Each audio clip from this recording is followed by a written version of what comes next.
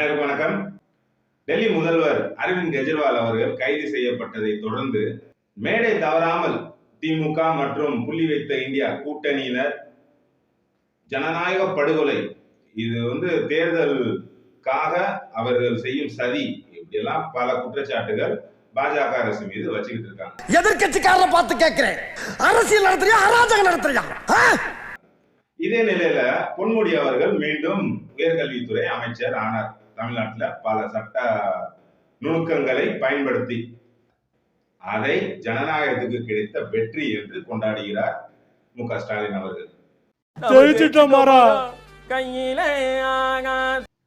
இது ஒரு பக்கம் போயிட்டு இருக்கும்போது, ஐயா பொன்முடி அவர்களா மீண்டும் அமைச்சர் ஆக்கிட்டீங்க, நம்ம அண்ணன் செந்தில் பாலாஜி அவர்கள் இன்னும் சிறையிலே 9 மாசமா இருக்கார், அவரையும் மீண்டும் அவர் வைத்த அந்த சாராயத்துறைக்கு அமைச்சர் ஆக்கிட்டீங்க அப்படின்னா இந்த எலெக்ஷன் டைம்ல இன்னும் நல்லா இருக்குமே அப்படின்னு சில குமுறல்கள் இருந்துட்டு தான் இருக்கு.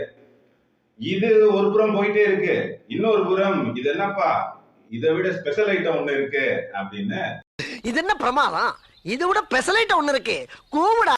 2G ஊழல் வழக்கு மீண்டும் விசாரணைக்கு எடுத்துக்கொள்ளப்பட்டது. சிபிஐ தரப்புல கோரிக்கை வச்சிருந்தாங்க. இந்த கோரிக்கையை ஏற்று டெல்லி உயர்நீதிமன்றம் இந்த வழக்கை மீண்டும் விசாரிக்க அனுமதி அளித்தது. அப்ப இந்த வழக்கு மீண்டும் விசாரணைக்கு வந்தா கனிமொழி அவர்களுக்கும் ஆண்டிமுத்து ராசா அவர்களுக்கும் பெரிய சிக்கல் நிச்சயம் ஏற்படும் அப்படின்னு ஒரு கருத்து இருக்கு. வாங்க இந்த 4 வழக்குகளின் பின்னணியில் இருக்கக்கூடிய விஷயங்களை சுருக்கமா நம்ம பவர் ஆன் சிவா சேனல்ல தெரிஞ்சுக்குவோம். இதுவரை சப்ஸ்கிரைப் பண்ணாத தோழர்கள் தோழிகள் சப்ஸ்கிரைப் பண்ணிட்டு நம்ம காணொலியை தொடர்ந்து பாருங்க.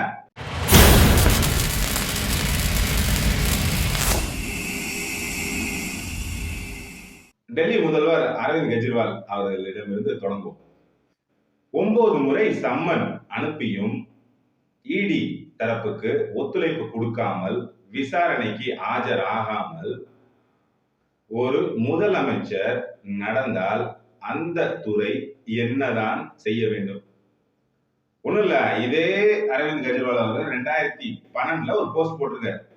சம்மனுக்கு ஆஜராகாமல் இப்படியெல்லாம் செய்யலாமா அப்படின்ற மாதிரி போஸ்ட் எல்லாம் போட்டிருக்காரு. உபதேசம்ங்கிறதே நம்ம அரசியல்வாதிகளுக்கு பிறருக்கும் ஊருக்கும் தானே. தனக்கு எந்த ஒரு உபதேசமும் பொருந்தாது, அறிவுரையும் பொருந்தாது. இதுக்கு அவரும் ஒன்று விலக்கு அல்ல, இதுக்கு அவரும் ஒன்று விதி விலக்குலாம் இல்ல. அவரு அடுத்தவங்களை குறை சொல்றாருல வேகமா சொல்லுவாங்க, நம்ம அதை செய்யல. உங்களுக்கு வந்தா ரத்தம், எனக்கு வந்தா தக்காளி சட்னியா? சரி, 9 முறை சம்மனுக்கு பதில் அளிக்காத காரணத்தினால் இடி தரப்புல அவரை கைது பண்ணியிருக்காங்க. விசாரணைக்கு வந்து கைது செய்யப்பட்டார். இதுல ஜனநாயக படுகொலை அப்படின்றது எங்க வந்தது? சரி, எந்த அரசியல்வாதிகளுமே ஏன் நாங்கள் செய்யாத குற்றத்திற்காக எங்களை கைது செய்திருக்கிறார்கள், இந்த குற்றம் நடக்கவே இல்லை, அதற்கான ஆதாரம் இருந்தா காட்டுங்க அப்படின்னு ஏன் யாருமே பேசுறது இல்லை? இதே செந்தில் பாலாஜி அவர்கள் கைது செய்யப்பட்ட போதும் இதே வாதம் தான், ஜனநாயக படுகொலை, இந்த ஒரு வார்த்தை ஜனநாயக படுகொலை. இதே செந்தில் பாலாஜி இதுக்கு முன்னாடி ஏடிஎம்கேல இருந்தாரு. அப்ப இதே முதலமைச்சர் ஸ்டாலின் அவர்கள் என்னென்ன பேச்சு பேசினார் அப்படின்றத மீடியால நீங்க பார்த்திருப்பீங்க. பேச்சாடா பேசுன, கொஞ்சம் கொஞ்சம் பேச்சா பேசுன. ஆனா அவர் எப்ப தான் கட்சிக்கு வந்தாரு, அவர் உத்தமன் ஆயிட்டார். அப்ப உடனே இது ஜனநாயக படுகொலை ஆயிடுச்சு. இப்ப அரவிந்த் கெஜ்ரிவால் அவர்கள் விஷயத்திலும் அதேதான். 2 நபர்கள் குற்றமற்றவர்கள் அப்படின்னு இந்த இந்தியா கூட்டணி, புள்ளி வச்ச இந்தியா கூட்டணியில இருக்கக்கூடிய நிருபர்கள் பேசட்டுமே, இவர்களுக்கு எதிராக ஆதாரங்கள் வலுவாக உள்ளது, சாட்சிகள் உள்ளது அப்படின்னு தான் இடி தரப்புலையும் மற்ற அரசு துறையிலையும் தெரியப்படுத்துறாங்க. இதை யாருமே மறுக்கல. இருந்தாலும் எங்களை நீங்க கைது பண்ணக்கூடாது. அப்ப கைது பண்ணும்போது என்ன நடக்குது டிஃபால்ட்டா அப்படின்னா, இப்ப பத்திரிகை தரப்புல கேள்விகள் எழுப்பப்படும்ல, இந்த நிகழ்வை நீங்க எப்படி பாக்குறீங்க அப்படின்னு. ஆமா, என் கட்சியில இருக்கிறவர் இந்த குற்றம் பண்ணிட்டார், அதனால அவர் மீது நான் நடவடிக்கை எடுக்க போறேன் அப்படின்னு எந்த அரசும் எந்த கட்சியும் சொல்றது இல்லை. இது பின்னணி என்ன அப்படின்றது இப்ப வரைக்கும் உண்மையில நமக்கு புரியலங்க. இதே அவர் அடுத்த கட்சியில இருந்தா பதவி விலகு, அவர் அடிப்படை உறுப்பினர்ல இருந்து நீக்கு, எம்எல்ஏ பதவியிலிருந்து விலக வேண்டும், இப்படி பல கோரிக்கைகள் வரும். தான் கட்சியில இருக்காரு அப்படின்னா இந்த நடவடிக்கையை அந்த தலைவர்களே எடுத்தாங்க அப்படின்னா மக்களுக்கு அந்த தலைவர்கள் மீது உள்ள மரியாதையும் அன்பும் அதிகமாகும். அதை இவங்க பண்றது இல்ல. மாறா ஆட்சியில இருந்து செய்யக்கூடிய துறையையும் அரசையும் குறை மட்டும்தான் சொல்லிட்டு இருக்காங்க. சரி போட்டோம். இப்போ நம்ம பொன்முடி அவர்கள் மீண்டும் அமைச்சர் ஆயிட்டார்.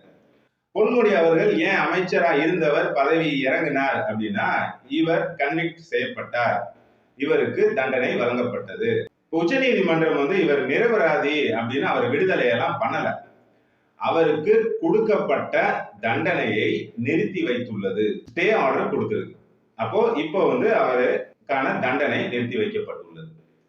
தண்டனை நிறுத்தி வைக்கப்பட்டுள்ளதால் இவர் மீண்டும் எம்எல்ஏ ஆகலாம், அமைச்சரும் ஆகலாம். இதுக்கு ஆளுநர் அவர்கள் ஒப்புதல் அளிக்காம இருந்தார் அப்படின்னா அவங்க உச்ச நீதிமன்றத்தை நாடினாங்க. உச்ச நீதிமன்றம் காட்டமான விமர்சனங்களை ஆளுநர் அவர்கள் மீது வைத்தது. ஆளுநர் அவர்கள் இதற்கு பணிந்து மீண்டும் இவருக்கு உயர்கல்வித்துறை அமைச்சராக பதவி பிரமாணம் செய்து வைத்தார். ஆனா வழக்கு இதோட முடிஞ்சிருச்சா அப்படின்னா இல்ல, இன்னும் 3 வழக்குகள் நிலுவையில இருக்கு. ஒரு வழக்குல அவர் தண்டனைக்கு உள்ளாக்கப்பட்டார். அந்த தண்டனையை மட்டும்தான் இப்போதைக்கு உச்ச நீதிமன்றம் நிறுத்தி வச்சிருக்கு. இப்போ உச்ச நீதிமன்றம் எதற்காக இவருக்கு இந்த ஸ்டே ஆர்டர் கொடுத்தது, மீண்டும் இவர் அமைச்சர் ஆவதற்கு ஏன் வழிவிட்டது அப்படின்ற கேள்வி பல தரப்புல, சாமானிய நிலையில இருக்கிறவங்களும் சரி, அரசியல் விமர்சகர்களும் சரி, சட்டத்துறையில இருக்கக்கூடிய வல்லுநர்களும் சரி, ஓய்வு பெற்ற நீதிபதிகள் உட்பட பல பேருடைய கருத்து என்ன அப்படின்னு பாத்தீங்கன்னா, ஒரு நீதிபதி அல்லது ஒரு நீதிபதிகளின் குழு தனிச்சையாக எந்த ஒரு தீர்ப்பையுமே எப்பவுமே வழங்குவதில்லை. அப்போ அந்த நீதிபதியின் தீர்ப்புல இருக்கக்கூடிய சாராம்சம் எதன் அடிப்படையில இருக்கும் அப்படின்னு பாத்தீங்கன்னா, இந்த வழக்குக்கு ஆதரவாகவும் எதிராகவும் வழக்காடக்கூடிய வழக்கறிஞர்களின் வாதங்களின் அடிப்படையில தான் இருக்கும். அப்படி பார்க்கும்போது இந்த வழக்குல பொன்முடி அவர்களுக்கு எதிர்த்தரப்புல வாதாடக்கூடிய துறை யார் அப்படின்னா லஞ்ச ஒழிப்புத்துறை. இப்ப இந்த லஞ்ச ஒழிப்புத்துறை யாருக்கு கீழே வரும் அப்படின்னா தமிழக முதலமைச்சர் மு.க. ஸ்டாலின் அவர்களுக்கு கீழ் இயங்கக்கூடிய லஞ்ச ஒழிப்புத்துறை. அப்ப இந்த லஞ்ச ஒழிப்புத்துறை எவ்வளவு எஃபெக்டிவா வாதத்தை வைப்பாங்க பொன்முடி அவர்களுக்கு எதிரா அப்படின்றத மக்கள் உங்க பார்வைக்கு நான் விட்டுறேன். அப்போ அங்க ஸ்ட்ராங்கான வாதங்கள் நடைபெறவில்லை. இன்னொன்னு, இவருக்கு ஆதரவா வாதாடிய வழக்கறிஞர்கள் எல்லாம் நிமிஷத்துக்கு பல கோடி ரூபாய் ஃபீஸ் வாங்கக்கூடிய வழக்கறிஞர்கள்.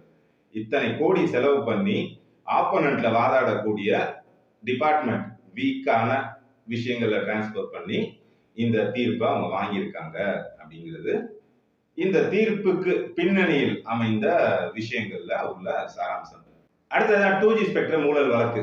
3 நாளைக்கு முன்னாடி டெல்லி உயர் நீதிமன்றம் சிபிஐ தரப்புக்கு அனுமதி அளித்தது. இந்த வழக்கை மீண்டும் விசாரணைக்கு எடுத்துக்கொள்ள உத்தரவு பிறப்பிக்கப்பட்டுள்ளது. இந்த உத்தரவுனால என்னப்பா நடக்கும்? இவங்கதான் நிரபராதின்னு வெளியில வந்துட்டாங்களே அப்படின்னா, இல்ல அவங்க நிரபராதி இல்ல, இந்த குற்றம் நடந்தது உண்மைதான், அதற்கான போதுமான ஆதாரங்கள் இருக்கு, நாங்கள் இந்த வழக்கை மீண்டும் விசாரிப்பதற்கு எங்களுக்கு அனுமதி வேணும் அப்படின்னு அவங்க கோர்ட்டுக்கு போயிருக்காங்க. அந்த அனுமதி அளிக்கப்பட்டுச்சு. இதுல எவிடன்ஸே இல்லாம பல மாசங்கள் ஆண்டிமுத்து ராசா அவர்களும் கனிமொழி அவர்களும் சிறையில இருந்திருக்க வாய்ப்பு இல்லை. அப்ப போதுமான ஆதாரங்கள் அன்றே இருந்தது. அதான் சட்டத்தில் உள்ள ஓட்டைகளை பயன்படுத்தி இதே போல் கீழமை நீதிமன்றங்களால் இவர்கள் விடுவிக்கப்பட்டார்கள். மீண்டும் அந்த வழக்கு இப்போ விசாரணைக்கு உட்கொள்ளப்பட்டிருக்கு. பல அரசியல் விமர்சகர்களின் கருத்து என்ன அப்படின்னா, இந்த டைம்ல ஏன் இவங்க இதை பண்றாங்க, மறுபடியும் இது ஜனநாயக படுகொலை.